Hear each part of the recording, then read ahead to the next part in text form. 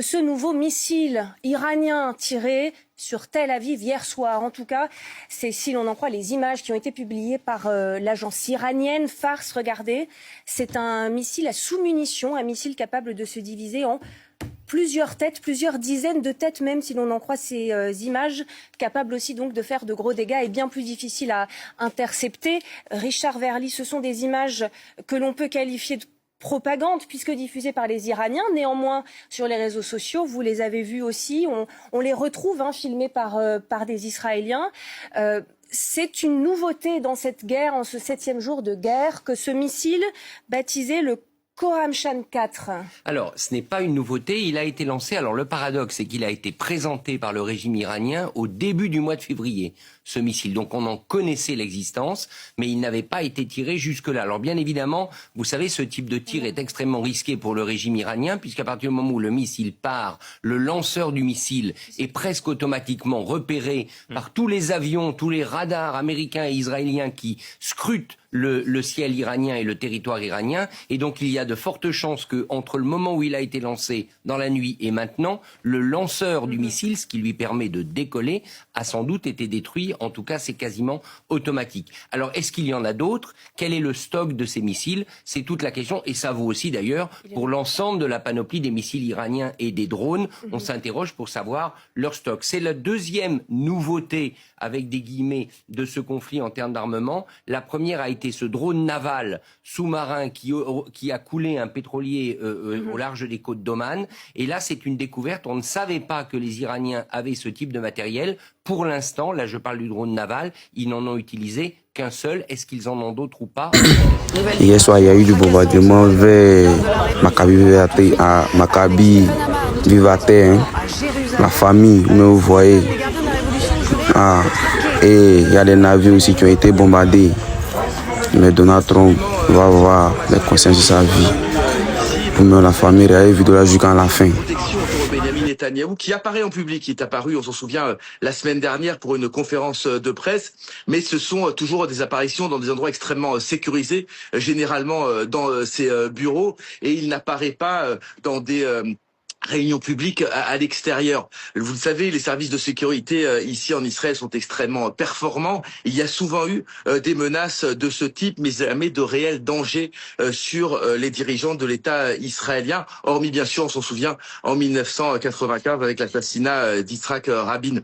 J'ajoute encore une dernière chose, c'est que les civils eux-mêmes sont relativement impactés ou touchés par les missiles iranien. Il y a eu des morts, bien sûr, depuis le début de cette guerre, mais en nombre relativement limité par rapport au nombre de missiles qui ont été tirés sur le territoire. Si je te disais que le monde tel que tu le connais aujourd'hui va bientôt sombrer. Alors, je suis pas là pour te faire peur, mais simplement pour t'informer. Ce que tu vois derrière moi, c'est l'île Karg, une île iranienne, le moteur économique de l'Iran. C'est donc à partir de cette île que l'Iran exporte son pétrole. Donald Trump, dans un communiqué, affirme avoir bombardé dans une force la plus soudaine, la plus puissante de l'histoire du Moyen-Orient, cette île, mais attention, pas les installations pétrolières, mais bien les installations militaires. Toujours dans cette déclaration, Donald Trump affirme que si l'Iran n'arrête pas le blocage du détroit d'Ormuz, il prendrait l'île. Et donc, de facto, il détruirait l'économie iranienne. Première analyse que nous pouvons en ressortir, c'est que Donald Trump a peur de quelque chose, et ce quelque chose, c'est le détroit d'Ormuz bloqué. Car oui, si aujourd'hui aucun pétrole n'y passe, c'est pas seulement les pays arabes qui vont trinquer, mais aussi le dollar qui est adossé au pétrole, le pétrodollar. Donc de facto, si cette île tombe aux mains des Américains, vous imaginez bien la réaction des Iraniens, qui n'hésiteraient pas, et d'ailleurs ils l'ont annoncé, qu'ils bombarderaient toutes les raffineries de pétrole du Moyen-Orient. Arabie Saoudite y compris. C'est là que ça devient dangereux parce que ce ne serait plus seulement la région qui serait impactée, mais bien le monde. Puisque sans pétrole, je vous laisse imaginer vers quel genre de désastre économique, financier, mais aussi humanitaire nous nous dirigeons. Peu après 20h hier soir, les premières frappes. Déluge de missiles iraniens dans le ciel de Tel Aviv ou de Jérusalem. La majorité interceptée par le système de défense. Ils sont tellement près de nous. Ça me fait peur. Mais plusieurs missiles sont passés à travers le fameux dôme de fer. Ici, l'engin parti d'Iran a frappé de plein fouet ce quartier résidentiel. Les habitants sont toujours sous le choc. À 5 heures du matin, on a entendu une énorme détonation. On a vu les vitres exploser, les fenêtres, les clôtures, tout a été soufflé. Voilà, on est en guerre. Et pour nous, elle est existentielle. Et c'est le prix à payer. Vous êtes inquiet? Très, très. Vivre ici, dans ce pays, c'est vraiment devenu un défi. C'est toute une rue qui est défigurée. Voitures empilées. Le missile ici a tué au moins une personne. Dans la maison de la famille Malkiel, on récupère tout ce qui peut l'être, c'est-à-dire pas grand-chose d'une vie de 30 ans. Je n'arrive pas à imaginer que cette maison soit la nôtre. Elle est méconnaissable.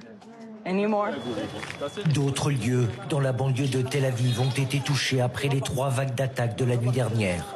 Selon l'armée israélienne, près d'une dizaine de missiles iraniens ont touché des habitations comme ici. Je suis choqué, totalement sous le choc, je vis là. La déflagration, on l'a bien senti, mais là, voir ça... Ah, mais là aussi. Ah, je suis choqué, vraiment. Je n'aurais jamais imaginé vivre ça. Car les frappes iraniennes sont impressionnantes. Ici, sur un immeuble, à quelques mètres à peine de l'état-major de l'armée israélienne.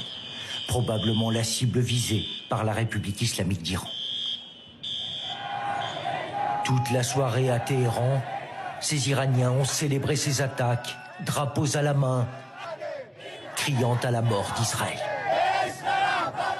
Famille, on apprend comme ça que lors du conseil de guerre israélien, Benjamin Netanyahou n'était pas présent. Famille, voici ça, hein. המאבק העולמי והאזורי מול איראן, אותו מובילים נשיא ארצות הברית דונלד טראמפ וראש ממשלת ישראל בנימין נתניהו, עולה מדרגה ונכנס לישורת ההכרעה שתימשך ככל שידרש. אני מברך את הנשיא טראמפ על המכה הקשה שהנחית הלילה צבא ארצות הברית על אי הנפט האיראני.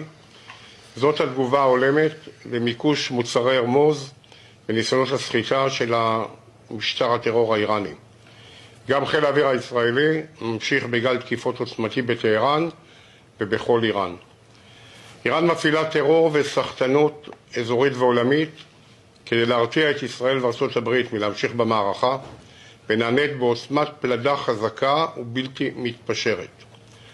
אנחנו נכנסים לישורת ההכרעה במאבק בניסיונות המשטר לשרוד תוך גרימת סבל הולך וגובר לעם האיראני לבין כניעה. רק העם האיראני יכול לשים לזה סוף במאבק נחוש עד להפלת משטר הטרור והצלת איראן. Vous-même, vous constatez comme moi qu'il est absent? Ou bien? On parle, vous aimez discuter. On parle, vous aimez insulter. On parle, vous aimez chercher. Voilà ça qui est là. Le premier conseil de guerre israélien, où le premier ministre est censé être. Il n'est pas là. Il est où alors? Vous voyez un peu. Pourtant, sa dernière vidéo où il a fait un discours, on disait qu'il avait 6 doigts. C'est une vidéo qui a été générée par IA. Il avait 6 doigts. Comment quelqu'un, il est en vie? Et puis, voici le conseil de guerre, il est absent. IA vient nous montrer une vidéo encore où il a 6 doigts. Il y a beaucoup de questions à se poser. Peut-être que le monsieur a raison. Hein? S'il n'a pas raison. Alors, qui se présente alors? Ou bien, c'est pas Donald Trump qui dit toujours que voilà, les gens là, ils se cachent, les Israéliens se cachent, les Iraniens se cachent. Maintenant, pourquoi eux aussi, maintenant, ils se cachent? Hein? S'il est là, pourquoi il se cache? Partagez ça dans tous les coins famille. Le gars, il est absent.